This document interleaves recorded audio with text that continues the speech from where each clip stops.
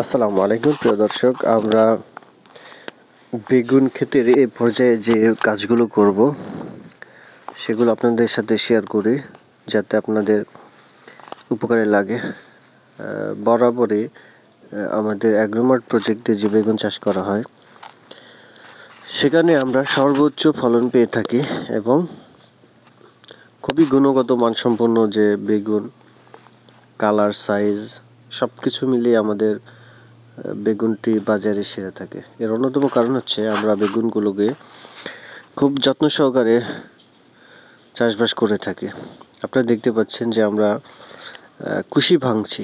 এটির অন্যতম কারণ হচ্ছে কুশি ভাঙার কারণে আপনার গাছটি দ্রুত বৃদ্ধি পায় এবং গাছের বৃদ্ধি পাওয়ার কারণে গাছটি যখন ডালপালা অনেক উপরে গিয়ে হয়, এই কারণে আমাদের যে বেগুনগুলো হয় এগুলো সাইজে বড় হয় এবং পরিমাণে বেশি হয়।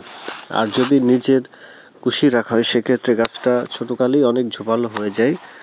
এই কারণে আমরা পরবর্তীতে আমাদের যে ফলের আকার সেটি ভালো হয় না। এর সমাধানের জন্য মূলত নিচের যে কুশিগুলো আছে এগুলো ভেঙে দেওয়া হয়।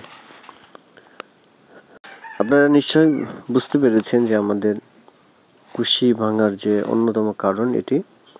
আরও একটি কারণ হচ্ছে যখন আমাদের গাছগুলো নিচেই অনেক ঝোপালো হওয়ার কারণে আমাদের যে মূল যে গাছটি এটি স্ট্রং হওয়ার যে সুযোগ সেটি একটু কমে যায়। আর আমরা যে পদ্ধতিতে ব্যবহার করি, অর্থাৎ আমরা যে ডালপালা ছাঁটাই করার কারণে আমাদের যে মূল গাছটি এটি খুবই শক্তিশালী হয় এবং গাছটি বড় হয়।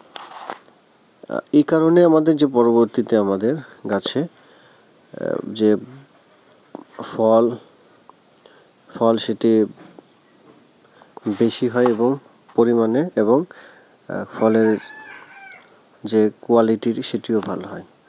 এই কারণে মূলত আমরা আমাদের এই বেগুন গাছের ডালপালা ছাঁটাই করি। আর আমরা যেহেতু কিছুদিন আগে সেচ দিয়েছিলাম এই জন্য আমরা নিড়ানির সাহায্যে সাধারণত এই যে আগাছাগুলো পরিষ্কার করে দিচ্ছি এবং মাটিটি আলগা করে দিচ্ছি।